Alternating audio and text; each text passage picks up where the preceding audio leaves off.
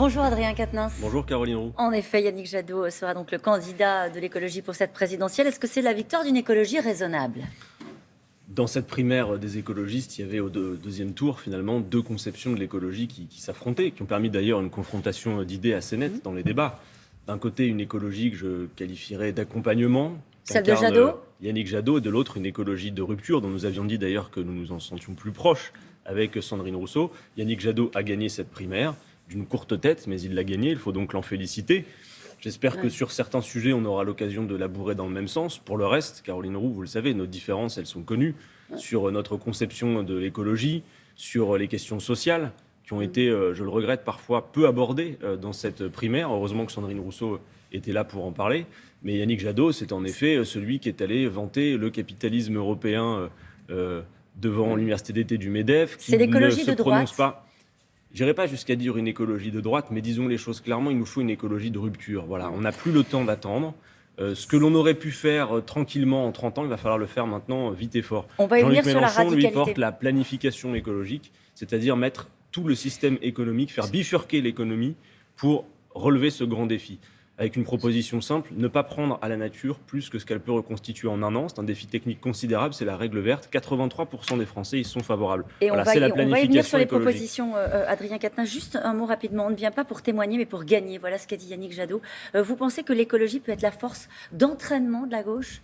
Incontestablement, l'écologie, aujourd'hui, elle est présente dans toutes les têtes et dans toutes les formations Incarnée politiques. donc par les écolos eux-mêmes. Mais si vous voulez, encore une fois, il y a des désaccords qu'il ne faut pas mettre sous le tapis. Considérer qu'on pourra mettre ça de côté. Par exemple, si on veut investir massivement dans le ferroviaire, si on veut reconstituer certains monopoles publics, je pense par exemple au monopole de l'énergie, pour pouvoir véritablement faire la bifurcation écologique, c'est en contradiction avec les actuels traités européens. Je n'entends pas que M. Jadot a l'intention de les remettre en cause. Ce que je dis surtout, Caroline Roux, c'est que la dernière présidentielle, en 2017, le candidat qui a porté au plus haut l'écologie politique, c'est Jean-Luc Mélenchon avec près de 20%. Il s'était rangé, Yannick Jadot, et aujourd'hui, ce que l'on derrière voit, le candidat socialiste. Il ne le fera pas cette fois-ci. Et aujourd'hui, ce que l'on voit, Caroline Roux, c'est qu'à l'heure où on se parle, Jean-Luc Mélenchon est à portée du second tour. Le second tour est à portée de doigt avec Jean-Luc Mélenchon. On va en parler des sondages parce que vous n'êtes pas les seuls peut-être à porter du second tour. Mais vous avez parlé de l'énergie. C'est un sujet qui concerne tous les gens qui vous regardent ce matin. Vous reconnaissez quand même qu'il est au double dans les sondages du niveau de M. Jadot. Ça appelle à la responsabilité quand même. Moi, en fait, les sondages, vous voulez toujours en parler quand ils sont bons. Non, mais c'est alors, normal. Vous savez quoi, en attendant, 2022, c'est pas pour témoigner. Je le dis parce qu'il y en a certains gauches, je pense, qui finalement prennent un ticket pour le coup d'après, pensent qu'on va pouvoir attendre. Non, c'est maintenant en 2022. Donc je dis à toutes celles et ceux qui veulent d'une écologie de rupture, regroupez-vous tout de suite sans attendre derrière la candidature de Jean-Luc Mélenchon. On va en reparler, je vous assure, des sondages. Et on parlera aussi d'Éric Zemmour qui a pris quelques points après le sondage et après le débat que Jean-Luc Mélenchon a conduit avec lui. L'augmentation des prix de l'énergie frappe les Français au portefeuille. Le gouvernement veut aller au-delà du chèque énergie. Vous souhaitez bloquer les prix sur l'énergie. Que pensez-vous de ce que fait par exemple l'Espagne, divisée par de la TVA, imposer aux entreprises de l'énergie une contribution exceptionnelle sur leurs bénéfices ? Il y a de bonnes idées, notamment sur la TVA. Moi, je pense qu'on devrait même pouvoir aller, pourquoi pas, à une TVA à 0% sur des produits de première nécessité et l'augmenter sur des produits de grand luxe.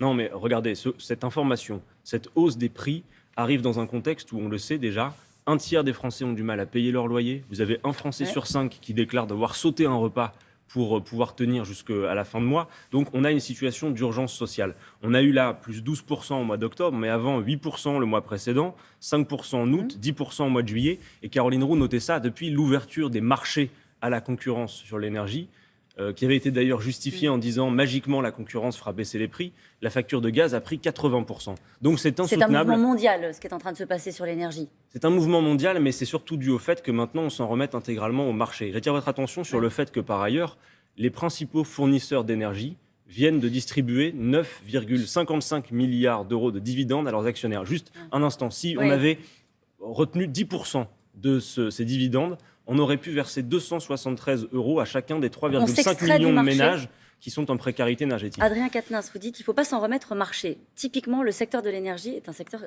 qui est vraiment indexé sur les coûts des marchés. Comment est-ce qu'on s'extrait de Il y a plusieurs choses à faire. D'abord, la première, comme on a su le faire par le passé, comme une loi le permettait jusqu'à la moitié des années 80, c'est bloquer les prix, en effet, les prix des produits de première nécessité, pour faire en sorte de soulager les Français. Ensuite, c'est de dire aussi que sur des biens de première nécessité, on pourrait imaginer une forme de gratuité des premières quantités. C'est le cas pour l'électricité, pour le gaz. Jean-Luc Mélenchon a proposé aussi que ce soit le cas pour l'eau. Par exemple, que les premiers mètres cubes d'eau soient gratuits pour toutes et tous, et que par une tarification progressive, en quelque sorte, sorte, l'eau qui sert à remplir sa piscine, on ne va pas l'empêcher. Mais on la taxe plus. Ben voilà, elle permettrait de financer l'eau qui sert à toutes et tous. Voilà. Et ensuite, c'est surtout de soulager la situation des revenus, parce qu'aujourd'hui, trop de Français vivent sous le seuil de pauvreté. Est-ce qu'il ne faut pas accepter, au fond, c'est ce que disait Sandrine Rousseau, vous avez fait l'apologie à l'instant, d'augmenter les prix de l'énergie? Elle dit, Sandrine Rousseau, il faut augmenter les prix des carburants. Mais ça ne peut se faire qu'à la condition que vous ayez des alternatives qui soient proposées aux Français, par exemple, pour se déplacer, et surtout que la question des revenus soit solutionnée. En effet, Caroline Roux, si vous augmentez, par exemple, les salaires des personnes qui sont avec des bas revenus, mécaniquement, ce qui va se passer, c'est pas que les gens vont faire des tas, aller spéculer sur les marchés ou faire des économies. Ils vont réinjecter ça dans le circuit économique, notamment par de meilleures consommations. Songez à l'alimentation.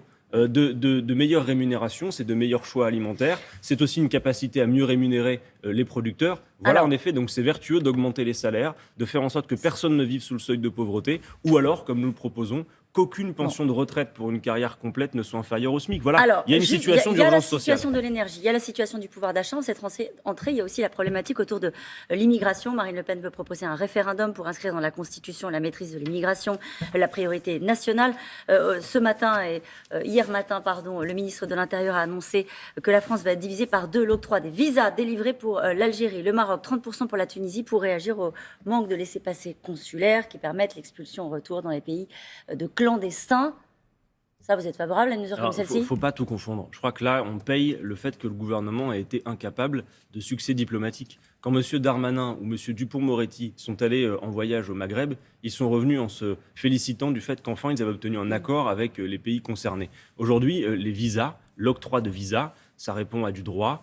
Il faut un certain nombre de conditions. Je ne vois pas pourquoi ce seraient les personnes qui demandent des visas qui auraient à payer les échecs de la diplomatie française.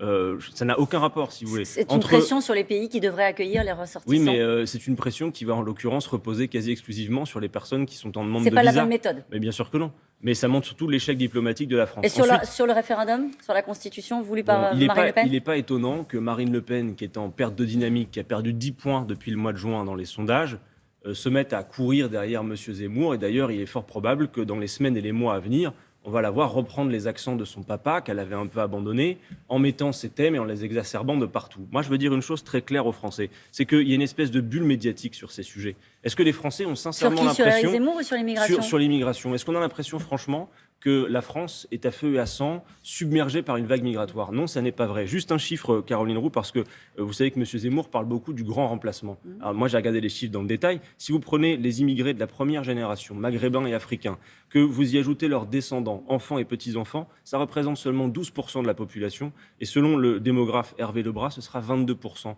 en 2100. Donc il n'y a pas de grand remplacement. Sur les 275 000 entrées qu'il y a eu en 2019 sur notre territoire, vous avez un tiers de ces gens qui sont des étudiants et la moitié repartent dans les 2 ans. Donc première chose, dire que nous n'avons pas l'intention de nous laisser voler le débat de l'élection présidentielle. La fonction précise de M. Zemmour et de Mme Le Pen dans cette campagne, c'est que quand vous regardez M. Zemmour qui, comme M. Macron, dit qu'il faut augmenter l'âge de départ à la retraite, Mme Le Pen qui, comme M. Macron, dit qu'il ne faut pas augmenter les salaires. Oui, mais juste une chose. Non, mais non, à un moment donné, il va falloir quand même que je vous pose des questions. Est-ce que vous regrettez d'avoir conduit ce débat face à Éric Zemmour ? Juste, pardonnez-moi, je termine.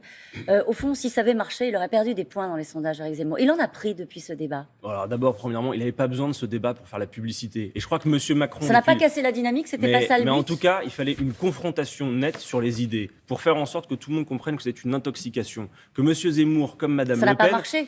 À l'heure où les Français ont des causes communes sur les salaires, sur le pouvoir d'achat, vous instillez le poison de la division entre la couleur de peau, la religion ou que sais-je. Madame Caroline Roux, ce n'est pas les migrants dans ce pays qui ont fermé les usines ou qui ont fait en sorte que le pouvoir d'achat soit ce qu'il est aujourd'hui. Donc il faut le dire vraiment aux Français, ces gens-là font diversion avec ce qu'ils proposent, avec des contre-vérités historiques comme celles que M. Zemmour dit sur Vichy. M. Zemmour, c'est celui qui dit par exemple que l'avortement doit être réservé aux cas de force majeure. C'est ça que vous voulez pour la France ? Vous voulez parler des sondages, on va en parler. Malgré tout, il y a une dynamique. Il a pris des points depuis le débat aussi que Jean-Luc Mélenchon a conduit contre lui. C'est une dynamique qui repose sur quoi, à votre avis ? Les Français qui disent « je vais voter Éric Zemmour », vous leur dites quoi ce matin ? Mais je pense que beaucoup de Français cherchent en effet des réponses à une situation de difficulté et que quand vous avez cette espèce d'emballement médiatique sur la question de l'immigration, on finit par croire que c'est la seule réponse. Vous savez, M. Macron, il a créé M. Zemmour. Il a envoyé rien de moins que 9 ministres débattre avec lui à domicile sur CNews. Ce sont les mêmes qui nous disent qu'on n'aurait pas dû débattre avec lui. Si enfin quelqu'un de sérieux, Jean-Luc Mélenchon, s'est opposé à M. Zemmour, il y a une confrontation, un débat d'idées. Ce que nous voulons, c'est faire France de tout bois pour tous les défis que nous avons devant nous. Merci beaucoup, Adrien Quatennens. Merci.